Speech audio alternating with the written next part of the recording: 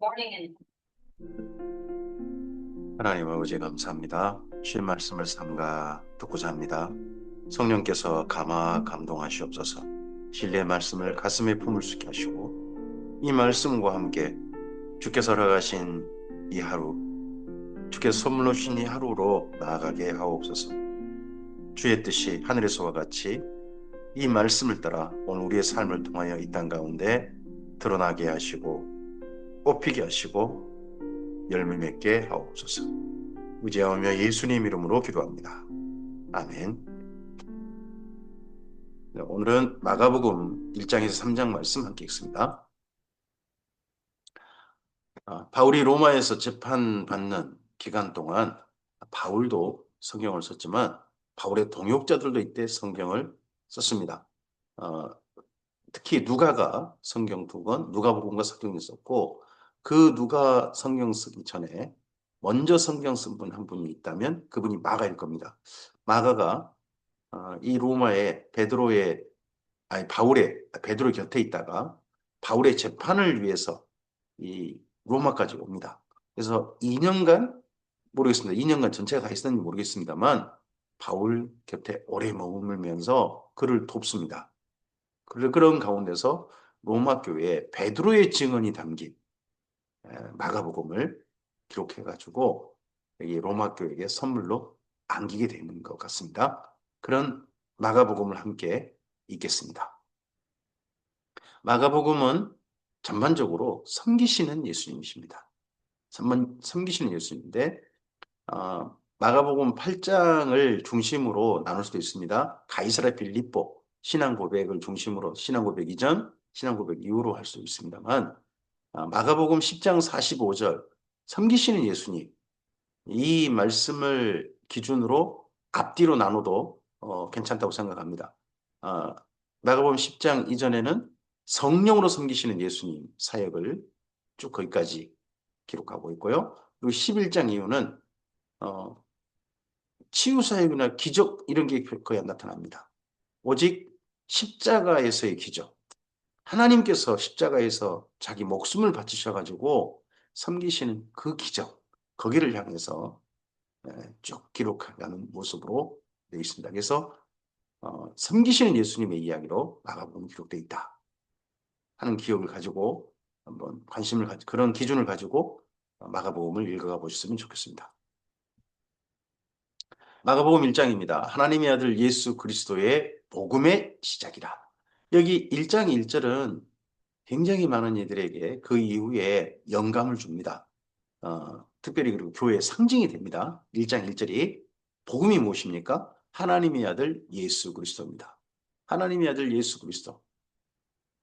이 표현이 그 이후에 어, 유명한 교회의 상징적인 됩니다. 물고기 익두스라는 표현이 나오게 된 그 배경이 1장 1절입니다. 선지자 이사야에 그래 보라 내가 내 사자를 내 앞에 보내노니 그가 내 길을 준비하리라.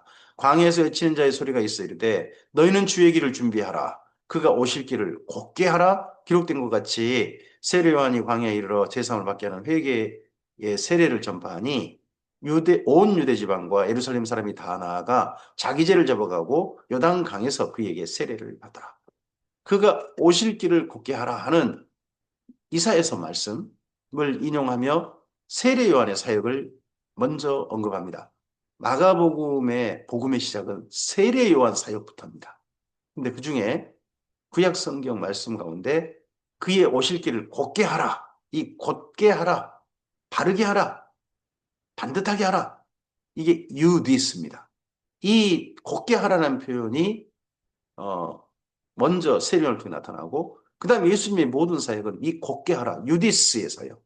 그렇게 기록하고 있는 게 여기 마가복음의 또 특징이기도 합니다.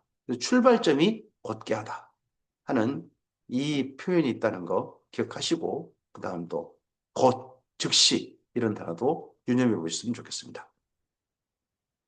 요한은 낙타 털옷을 입고 허리에 가죽들을 띠고 메뚜기와 석청을 먹더라. 그가 전파에 이르되 나보다 능력 많으신 이가 내 뒤에 오시나니 나는 굽혀 그의 신발을 그는 풀기도 감당하지 못하겠노라. 나는 너희에게 물로 세례를 베풀었거니와 그는 너희에게 성령으로 세례를 베푸시리라. 그때 예수께서 갈릴리 나사렛으로부터 와서 요단강에서 요한에게 세례를 받으셨습니다. 요단강에서 세례를 받으셨습니다. 근데 요단강, 여긴 이 정도 표현되어 있습니다만 요한복음에는 아예 그 마을 이름이 돼 있죠. 요단강 베다니.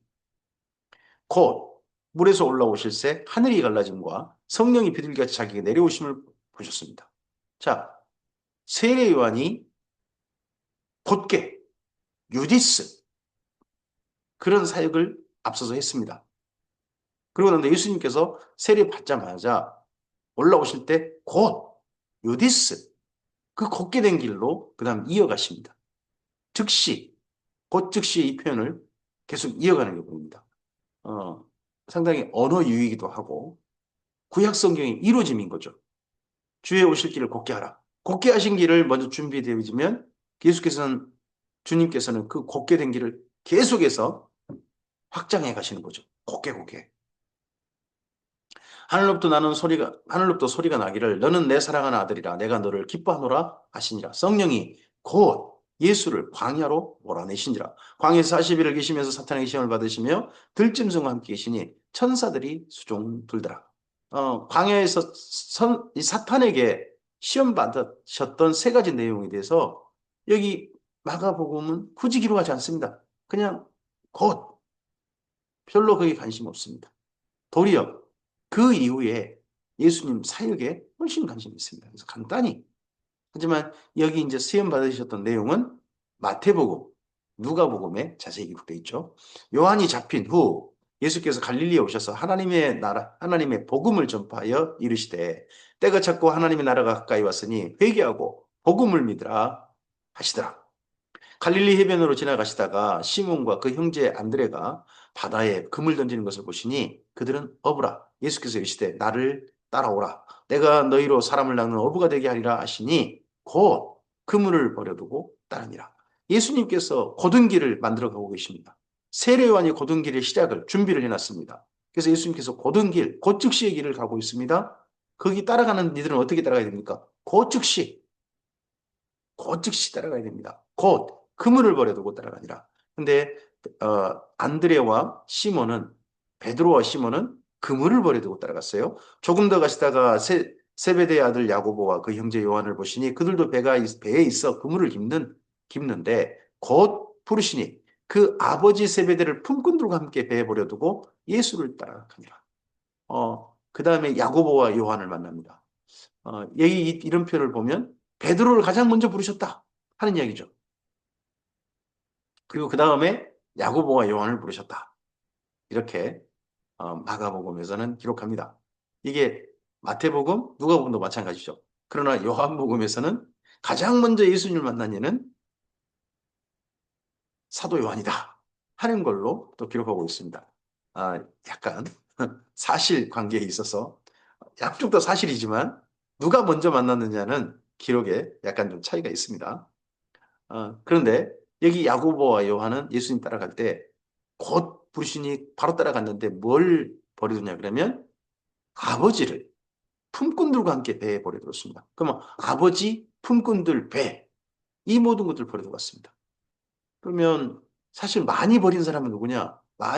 예수님 때문에 많이 포기하고 예수님 따라 나선 사람은 야고보와 요한인 거죠. 베드로와 안드레는 그물만 버려뒀습니다. 배도 자기 게 아니란 뜻이겠죠. 근데 여기 야고보 요한은 장차 이 갈릴리 바다에 큰 배가 여러 척 있고 품꾼들이 많은 그런 선주를 물려받을 사람들인데 그걸 버려두고 예수님을 따라가 나선 겁니다.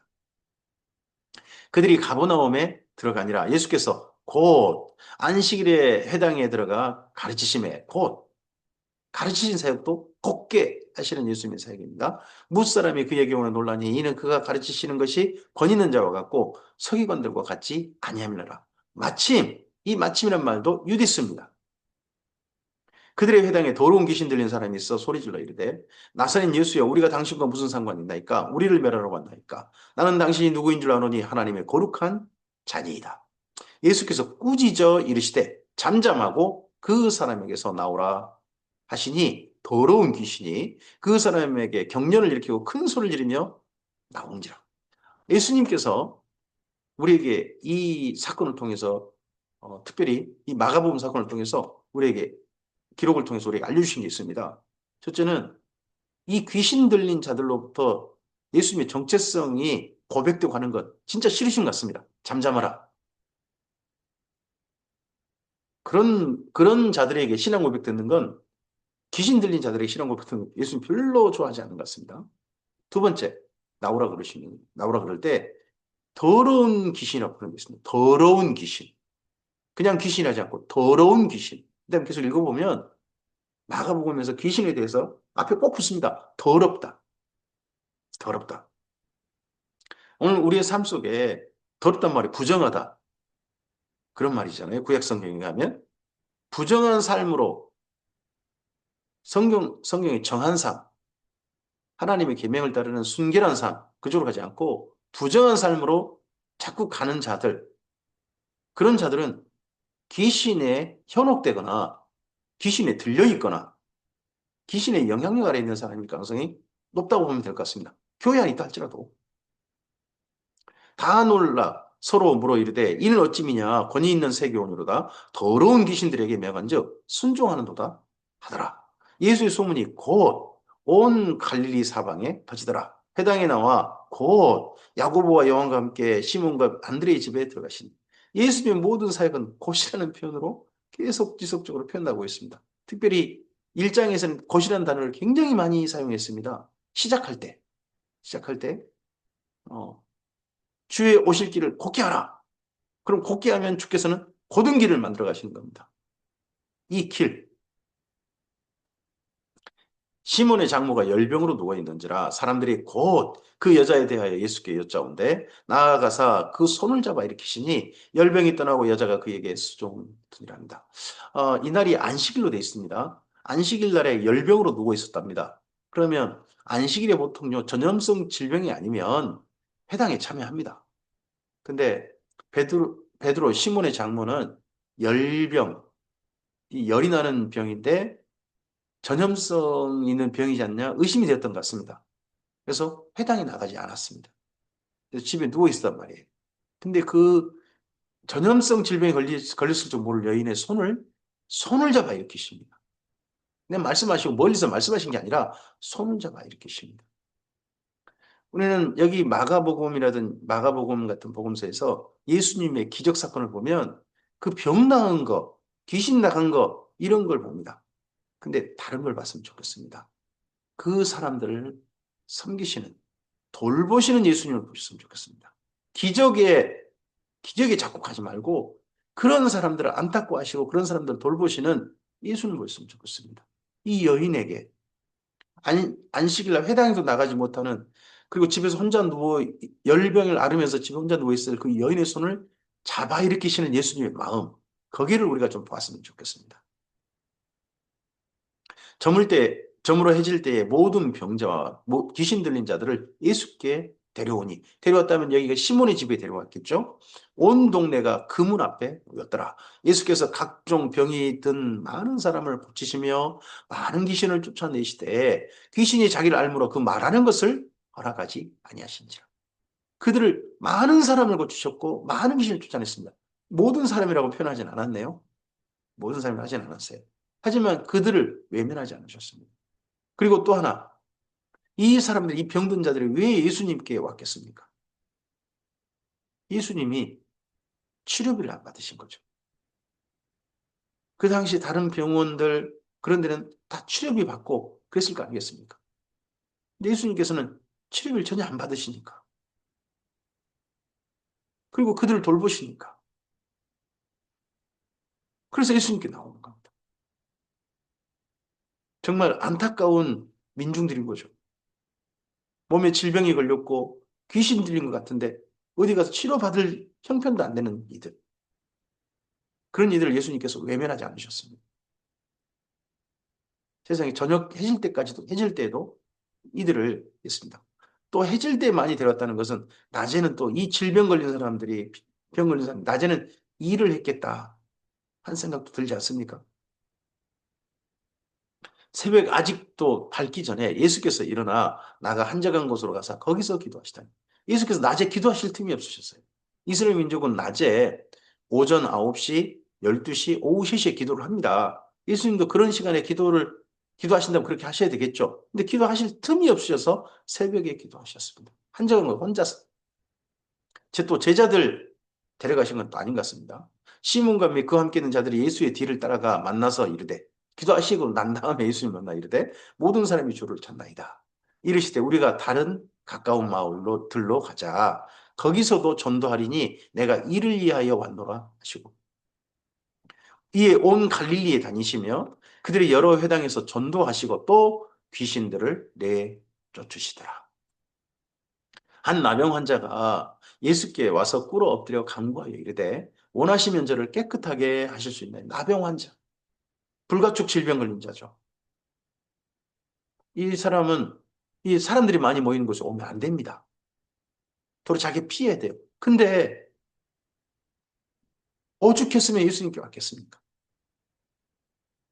예수께서 불쌍히 여기사 불쌍히 여기사 손을 내밀어 그에게 대시며 불가촉 질병 걸린 사람인데 그에게 손을 대시며 이르시되 내가 원하노니 깨끗함을 받으라 하시니 그 나병이 그 사람에서 떠나가고 깨끗하여진지라. 자, 여기 나병 환자도 깨끗하게 하셨어요.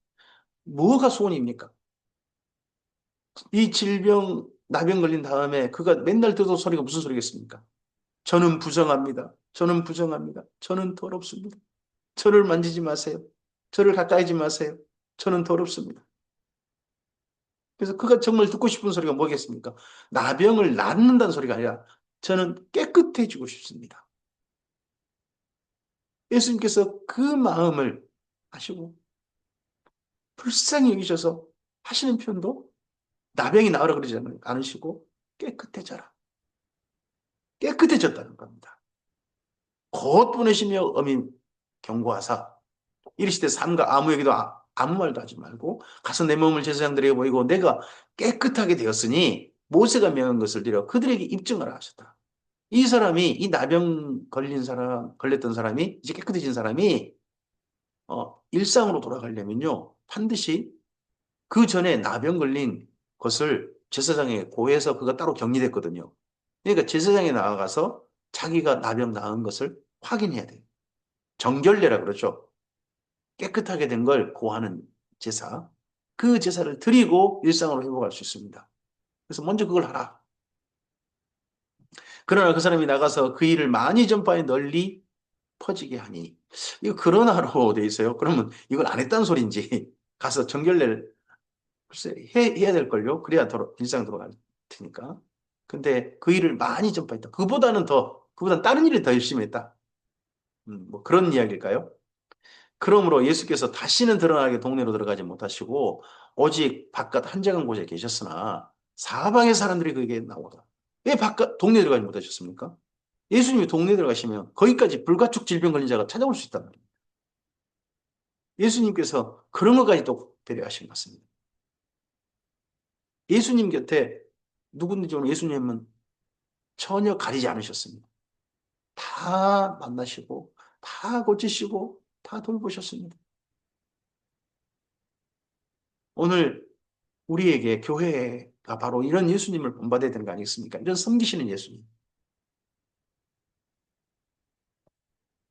마가복음 2장입니다. 후에 예수께서 다시 가버나움에 들어가시니 집에 계시다는 소문이 들린지 이제 가버나움에서 그래도 예수님께서 아마도 가버나움에 시몬 베드로의 집도 있죠. 근데 그와 함께 예수님의 셋집, 예수님이 머무셨던 집도 있었던 것 같습니다. 그래서 예수 집에 계시다는 소문이 들린지라. 많은 사람이 모여서 문 앞에까지도 들어설 자리가 없게 되었는데 예수께서 그들에게 도를 말씀하셨습니다. 도를 말씀하셨습니다. 무슨 도를 말씀하셨는데요? 궁금합니다. 근데 마가복음 이 정도만 기록합니다. 사람들이 한 중풍병자를 네 사람에게 메워가지고 예수께로 올세. 여기 마가복음은 베드로의 증언입니다. 마가의 증언은 아니에요. 마가는 베드로가 증언한 걸 통역하다가 그 베드로의 증언을 글로 써주는 겁니다. 물론 마가는 직접 본 건 아니지만 뭐 베드로의 간증, 베드로의 증거를 글로 기록한 거니까 그도 증언했다고 할 수 있을까요? 근데 저는 직접 증언은 아니라고 봅니다. 직접 증언은 누가 한 거냐? 베드로예요. 근데 베드로가 관심 있게 본 건요. 그 예수님의 집에 이 중풍병자를 데려온 네 사람과 그 중풍병자입니다. 무리들 때문에 예수께 데려갈 수 없으므로 그 계신 곳에 지붕을 뜯어 구멍을 내고 중풍병자가 누운 상을 달아내렸다는 겁니다. 우리나라 지붕은 지붕이 있죠. 각도 있는 지붕. 근데 이스라엘 민족의 집은 지붕이라기보다는 옥상이라 그러죠. 옥상. 반듯한, 반듯한 곳입니다. 그리고 위에 나무가 있고 그 위에 그 기와 뭐 비슷한 걸로 우리나라 기와가 아닙니다. 그런 걸로 덮어놔서 2층에서 뭘 널어놓을 수도 있고 곡식 같은 거 마루도로 널어놓을 수도 있고 2층을 또 그렇게 사용할 수도 있는 그런 곳이 됩니다. 그러다 보니까 우리나라는 그게 조금 개념이 예전에는 없었죠. 그런 지붕이다 보니까 거기를 뜯어내고 거기에서 사람을 달아냈던 겁니다. 2층까지 옥상까지 올라간 거죠. 일단 올라가도 네 사람이 그 중풍병자를 침상째 데리고 올라가도 지붕이 무너지지 않는 겁니다. 일단 그 정도로 튼튼한 거예요. 그리고 그 지붕의 일부를 드러내고 그렇게 할 수 있는 좀 비교적 간단한 지붕이라는 뜻이겠죠. 무리들 무리들 때문에 이 구멍을 내고 중풍병자가 누운 상을 달아내리니 예수께서 그들의 믿음을 보시고 중풍병자에게 이르시되 이 표현이 정말 정말 우리가 좀 기억해야 됩니다. 작은 자야 내 죄사함을 받았느니라 하셨습니다. 내 죄사함을 받았느니라. 갑자기 예수님께서 이 말씀하실 때 모든 사람들이 전부 다 경악했을 것 같습니다. 그런 가운데 어떤 서기관들이 거기 앉아서 마음에 생각하기를 이 사람이 어찌 이렇게 말하는가 신성모독이로다. 오직 하나님 한 분에는 누가 능히 죄를 사하겠는가 합니다. 왜 이들이 서기관들이 이렇게 생각했느냐? 이게 당연해요. 왜냐하면 내 죄성을 받았느니라 하는 표현은 이런 선포는요. 제사장들만 할 수 있어요. 레이지파 사람만. 세례 요한이 그러니까 제사함에 얘기를 한 겁니다. 그러니까 세례 요한이 레이지파 사람이에요. 그게 가능해요. 세례 요한은. 하지만 예수님은 유다지파 사람이잖아요. 근데 이 말씀 하시는 거예요. 그러니까 이 말씀 듣고 바리새인들이 경악하고 모인 사람들도 많이 경악했을 것 같아요. 근데 내 젖을 받으니라 이 선포는 예수님께서 왜 오셨는지가 분명해지는 또 중요한 선포이기도 합니다. 또 그분이 어떤 자격으로 어떤 직임을 가지고 그 자리에 계신지 대제사장으로 오신 거죠. 그들이 속으로 이렇게 생각하는 줄을 예수께서 곧 중심에 하시고 이르시되 이전의 길들을 이제 예수님께서 올바른 길을 진짜 바른 길 제사함을 받는 바른 길 주의 길을 복귀하는 그 출발을 시작합니다.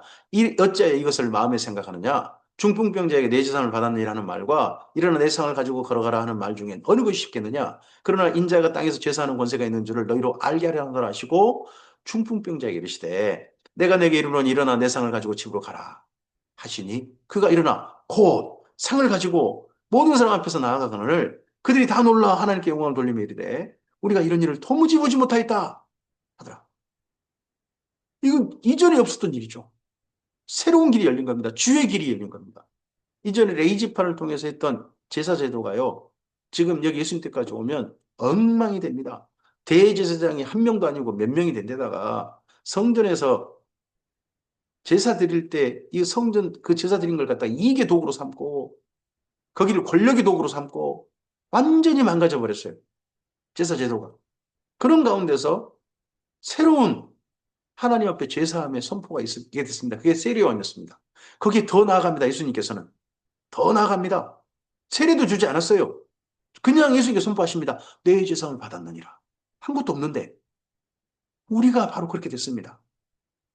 우리가 한 것도 없는데 예수님께 나온 우리에게 예수님께서 뭐라고 하십니까? 내 제사함을 받았느니라.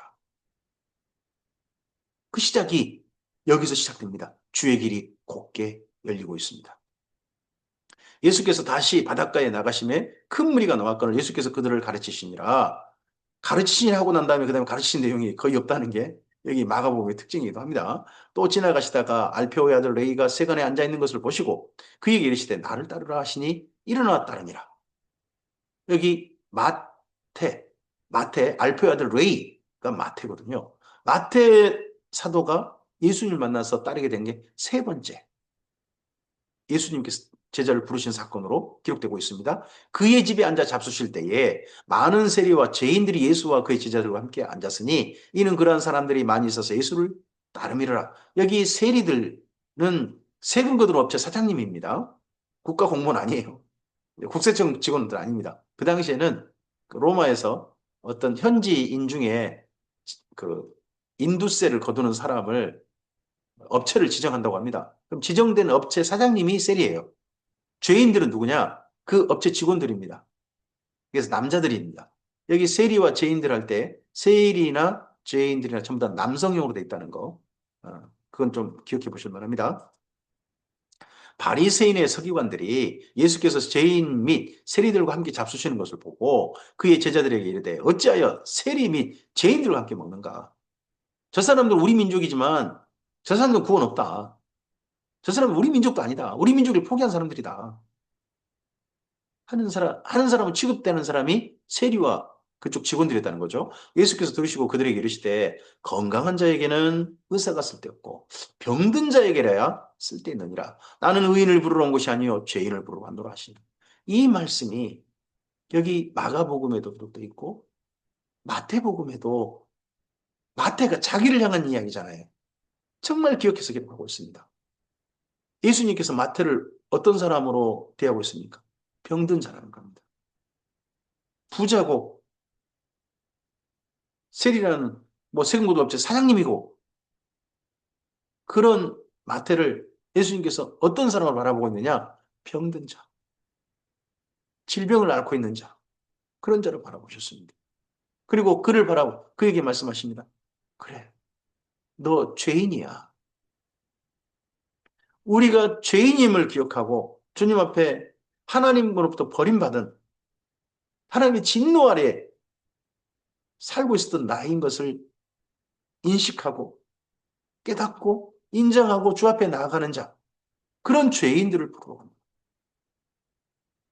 요한의 제자들과 바리새인들이 금식하고 있는지라 사람들이 예수께 와서 말하되 요한의 제자들과 바리새인의 제자들은 금식하는데 어찌하여 당신의 제자들은 금식하지 아니하나이까.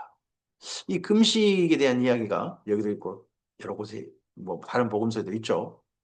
이 말을 했을 때 왜 밥을 계속해서 먹습니까? 식사를 계속해서 합니까? 그래서 금식할 땐 금식해야죠. 이런 말 했을 때 이 말에 대해서는 조금 좀 관심 있게 들렸던 것 같습니다. 베드로에게는. 예수께서 그들에게 이르시되 혼인집 손님들이 신랑과 함께 있을 때 금식할 수 있느냐? 신랑과 함께 있을 동안에는 금식할 수 없느냐? 혼인집 잔치에서 밥 안 먹으면 그건 실례입니다. 거기서 함께 즐겨야죠. 그러나 신랑을 빼앗길 날이 이르리니 그 날에는 금식할 것이다. 그러면 언제 금식입니까?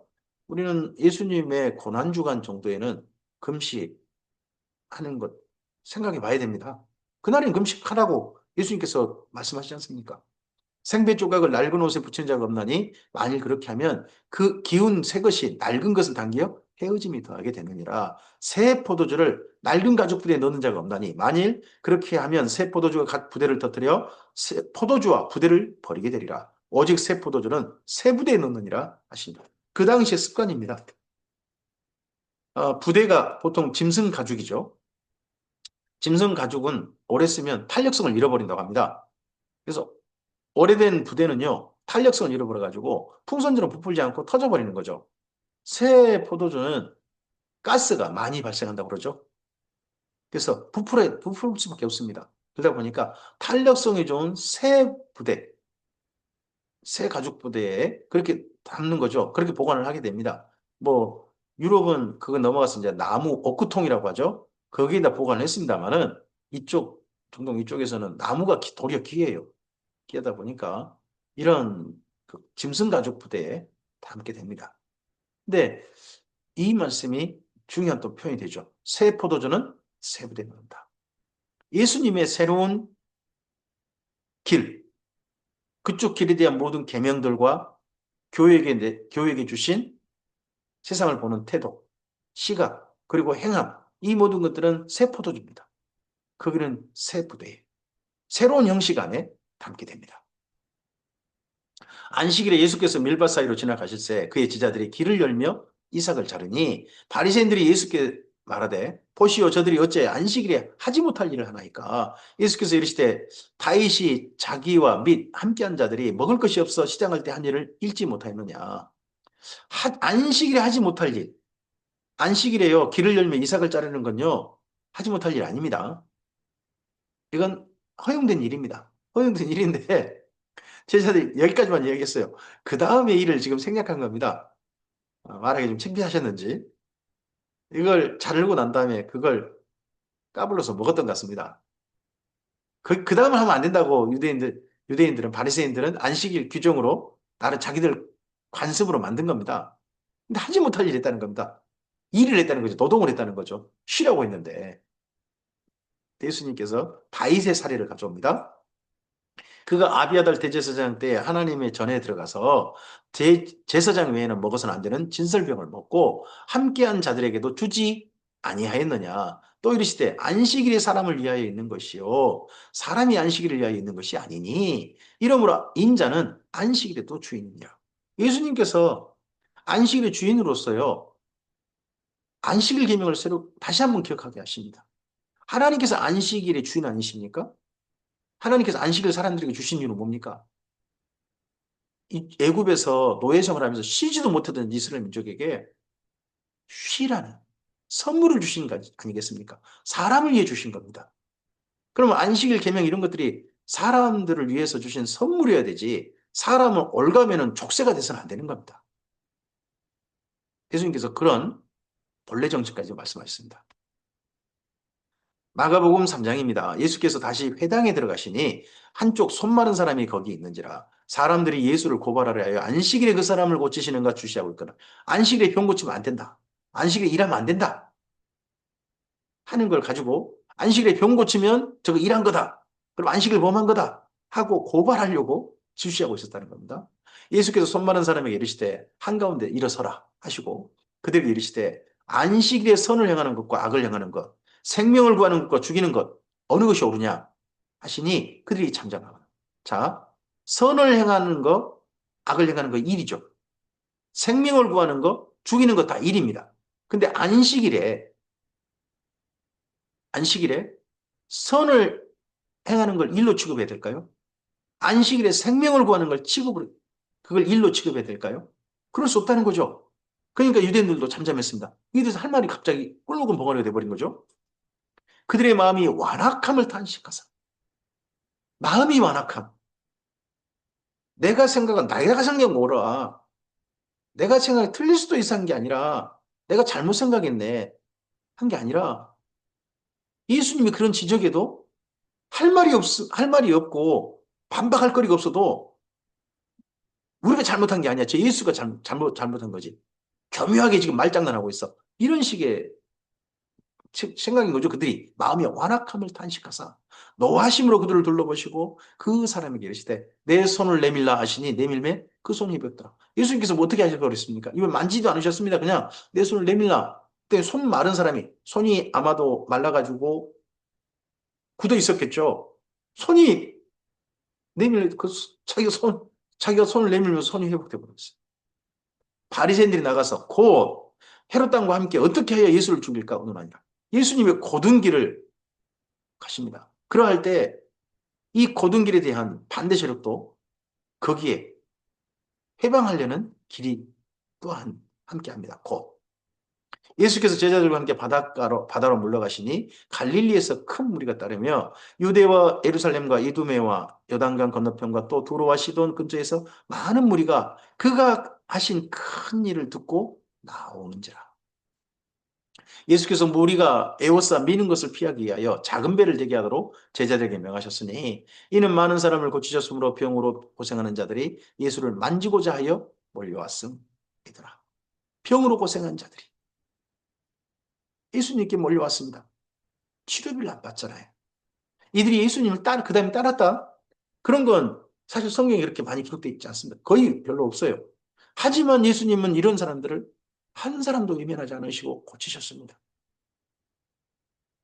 여기 마가복음의 이 기적을 자꾸 보지 말고 이렇게 불쌍한 이스라엘 민중을 사랑하시고 안타까워하신 예수님의 마음을 좀 우리가 봤으면 좋겠어요. 왜 복음입니까? 병 고침 받는 게 복음이 아니고요. 우리를 불쌍히 여기셔서 우리에게 찾아오셔서 우리에게 손 내미시고 죄인인 우리를, 질병을 앓고 있던 우리들을 고치시는 예수님이시기에 그래서 복음이에요, 우리에게. 내 병이 낫는 게 복음이 아니고 그런 예수님이 값없이 나에게 찾아오셨다는 게, 값없이 내가 한 것 없이 내 죄성을 받았느니라 하신 예수님이 복음인 거예요. 더러운 귀신들도 어느 때든지 예수를 보면 그 앞에 엎드러져 부르짖어 이르되 당신은 하나님의 아들이니이다 하니 예수께서 자기를 나타내지 말라고 많이 경고하시니라. 또 산에 오르사 자기가 오는 자들을 부르시니 나오느니라. 바닷가에서는 가르치셨고요. 배에 오르셔서 또 고쳐주시고요. 그리고 산에 오르사 제자들을 부르셨습니다. 이에 열두를 세우셔서 이는 자기와 함께 있게 하시고 또 보내사 전도도 하며 귀신을 내쫓는 권능도 가지게 하려 하심이로라. 이 열두를 세우셨으니 시몬에게는 베드로라는 이름을 더하셨고 또 세베대 아들 야고보와 야고보 형제 요한이니 이들에게는 보아너게 곧 우리의 아들이라는 이름을 더하셨으며 또 안드레와 빌립과 바돌로메와 마테와 도마와 알페의 아들 야고보와 및 다데오와 가나나인 시몬이며 또 가룟유다니 이는 예수를 판 자더라. 집에 들어가시니 무리가 다시 모임으로 식사할 겨를도 없는지라. 여기 마가복음의 그 장면, 너무나 바빴다 하는 장면을 이야기할 때 꼭 그 붙는 표현이 뭐냐 그러면, 습관적으로 붙는 표현이 식사할 겨를도 없는지라 하는 표현이 붙습니다. 밥을 못 먹었던 것에 대해서는 상당히 불만이셨던 것 같습니다. 이건 베드로 관점이죠. 베드로 관점에서 예수님이 식사를 못했다는 것에 대해서는 글쎄요, 모르겠습니다만 베드로가 밥을 못 먹었다 그날, 밥도 먹을 기회이 없었다 하는 것에 대해서 좀 불만이었던 모양입니다. 예수의 친족이 듣고 그를 붙들러 나오니 이는 그가 미쳤다 하미르라. 예루살렘에서 내려온 서기관들은 그가 바알세불 집혔다 하며 또 귀신의 왕을 힘입어 귀신을 쫓아낸다 하니 예수께서 그들을 불러다가 비유로 말씀하시되 사탄이 어찌 사탄을 쫓아낼 수 있느냐. 또 만일 나라가 스스로 분쟁하면 그 나라가 설 수 없고 만일 집이 스스로 분쟁하면 그 집이 설 수 없고 만일 사탄이 자기를 거슬러 일어나 분쟁하면 일어설 수 없고 망하느니라. 사람이 먼저 강한 자를 결박하지 않고는 그 강한 자의 집에 들어가 세간을 강탈하지 못하리니 결박한 후에야 그 집을 강탈하리라. 사탄을 결박하러 오신 예수님이신 거죠. 그래서 사탄에게 어떻게 보면 인생을 빼앗긴 자들을 예수님은 강탈해 내십니다. 귀신을 쫓아내시면서요, 그들을 하나님의 것으로 귀신으로부터 강탈해 내시는 거죠. 우리 인생을 귀신과 어떻게 보면 세상의 영들, 악령에 휩쓸렸고 세상 풍조에 휩쓸렸던 우리를 주께서는 강탈해 내신 거죠. 내가 진실로 너희에게 이르노니 사람의 모든 죄와 모든 모독한 일은 사심을 얻되 누구든지 성령을 모독하는 자는 영원히 사심을 얻지 못하고 영원한 죄가 되느니라 하시니 이는 그들이 말하기를 더러운 귀신이 들렸다 하느라. 예수님의 이 모든 사역들, 이걸 귀신 들려서 한 거다 한다면 죄가 될 거라는 겁니다. 근데 정반대로요. 귀신 들린 자들을 향해서는 귀신 들릴 때 이야기해야 됩니다. 귀신 들린 자에게 성령 아니다면 그것도 성령 모독죄 아니겠습니까? 그래서 우리가 하고 있는 사역들, 우리가 경험한 사건들이 정말 성령의 사건인지 악령의 사건인지 이게 분별이 돼야 됩니다. 분별 기준은 성경에 있습니다. 이에 예수의 어머니와 동생들이 와서 밖에 서서, 그때 예수의 어머니와 동생들이 와서 밖에 서서 사람을 보내어 예수를 부르니 무리가 예수를 둘러 앉았다가 여짜오되 보소서 당신의 어머니와 동생들과 누이들이 밖에서 참나이다. 대답하시되 누가 내 어머니이며 동생들이냐 하시고 둘러 앉은 자들을 보시며 이르시되 내 어머니와 내 동생들을 보라. 또는 형제들, 누구든지 하나님의 뜻을 행하는 자가 내 형제요 자매요 어머니이니라 합니다. 새로운 가족을 소개합니다. 이 땅에 혈육으로 이루어진 가족도 있죠. 근데 예수님께서는 새로운 가족, 예수님으로 말미암아 이 땅에 형성된 하나님의 가족들, 그 가족들을 이야기합니다. 오늘 주의 공동체들이, 주님의 교회들이 바로 이러한 아름다운 하나님의 가족들, 그 가족들의 공동체이기를 바랍니다. 하나님의 뜻대로 행하는, 하나님의 뜻대로 행하는 교회. 오늘 여기까지 말씀입니다. 이제 마가복음을 시작합니다. 예수님께서 복음이십니다. 왜 복음이신가? 예수님의 사역이. 왜 예수님 우리 찾아오신 복음인가? 하는 것들을 베드로의 시각으로, 베드로의 언어로 표현하고 있습니다. 그걸 마가가 글로 기록해줘서 오늘 우리에게 베드로의 증언, 베드로가 만난 예수님 이야기를 우리에게 들려주고 있습니다. 이러한 마가복음을 읽으면서 하나님의 아들 예수 그리스도 복음이신 예수님을 다시 한번 감격으로 만나고 그 예수님의 사람으로서 우리 삶이 주님 안에서 예수께서 곱게 내신 그 길을 따라 우리도 함께 따라가는 오늘 우리의 삶이었으면 좋겠습니다. 주의 선하신 은혜가 성령의 감화 감동하심 가운데 우리 삶 가운데 가득하시기를 축복합니다. 감사합니다.